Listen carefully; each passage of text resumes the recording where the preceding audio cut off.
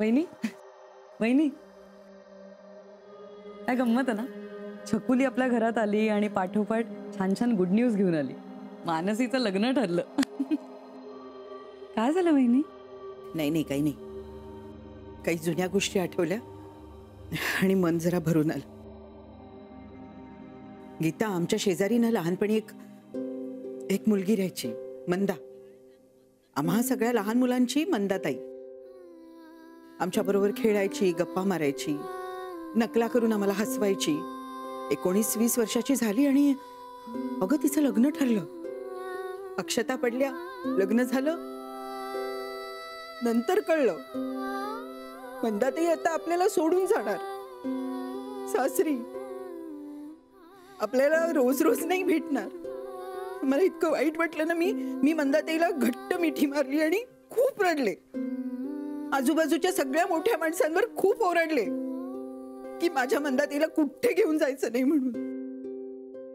आजीने मला जवळ घेतलं, समजूत घातली. जेव्हापासून कळले ना की आपल्या मानसीचं लग्न ठरलंय, तेव्हापासून आता तू सांग ना, ती खरं आपली कोण? मोनिकाची बहीण. पण असं वाटतंय की आपलीच मुलगी सासरी चालली. वहिनी किती इमोशनल होताय तुम्ही. खरं म्हणजे इमोशनल व्हायला नको, पण ती सासरी जाणार म्हटल्यावर हे सगळं आठवलं. आणि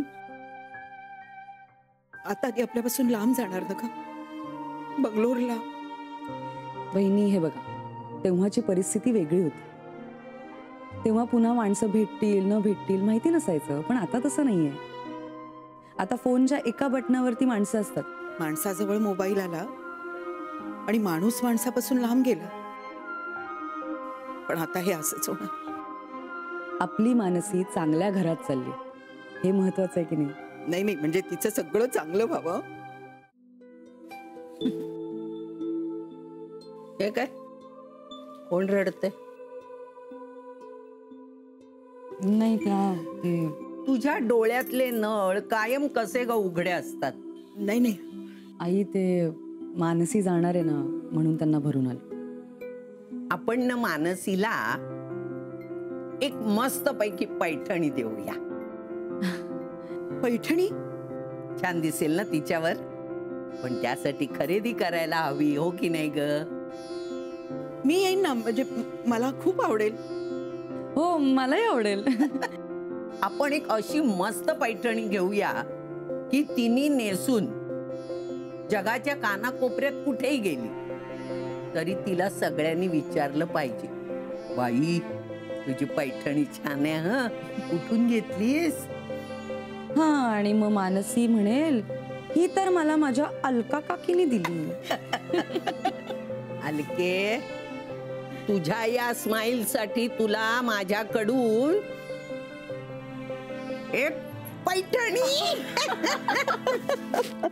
सफरचंदाचे काप नीट परतल्यानंतर त्यामध्ये दालचिनी पूड आणि मध घालून पुन्हा नीट परतून घ्यावं. बटर लावलेल्या ब्रेडवर सफरचंदाचे तुकडे, बदामाचे तुकडे, टुटी फ्रुटी, डार्क चॉकलेट आणि मीठ घालून दुसरा ब्रेडचा तुकडा त्यावर ठेवून वरच्या बाजूला बटर लावून घ्यावं. एका बाउलमध्ये स्ट्रॉबेरी सिरप आणि क्रीम घालून सॉस तयार करून घ्यावा. तयार सँडविच पॅन मध्ये बटरवर ग्रिल करून घ्यावं आणि स्ट्रॉबेरी सॉस बरोबर सर्व्ह करावं.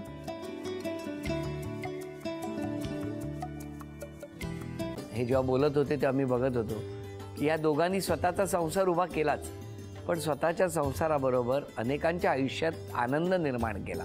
तो आनंद महत्त्वाचा. हसत राहा, आनंदी राहा असं म्हणत शुभेच्छा देऊया. आणि ही झी मराठीकडून भेटवस्तू डेव्हिड तुमच्यासाठी. अभिनंदन.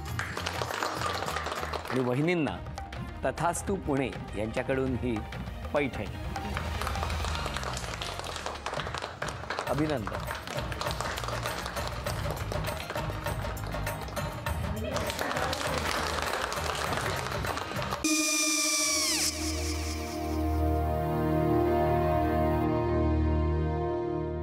काय गो? हा काय झालं? काय झालं? काय आले, मी निकाल लावून आली. हो, पण तिची आईच काय बोलली? तिला वाटलं का सगळ्या निशाने आपल्या चुका कबूल केल्या का? आई, मी चांगलं सुनावून आली आहे.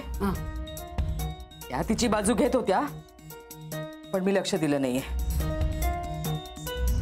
खूप झालं, खूप झालं आता. चांगुलपणा खूप झाला. मऊ दिसलं ना की कोपऱ्याने खणतात ना माणसं, ते असं. अगो पण आईच म्हणली काय तिची, पटला काय ती का? मला माहिती. आई, मी तुम्हाला नंतर फोन करते. हो. आणि आई बाबा जे बोलले त्याचं वाईट नका वाटून घेऊ. सॉरी. सॉरी काय त्या? नेहा आले. आई मी येते. हो काकू येते.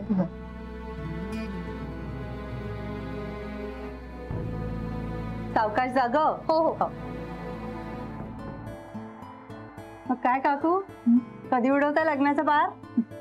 बघूया.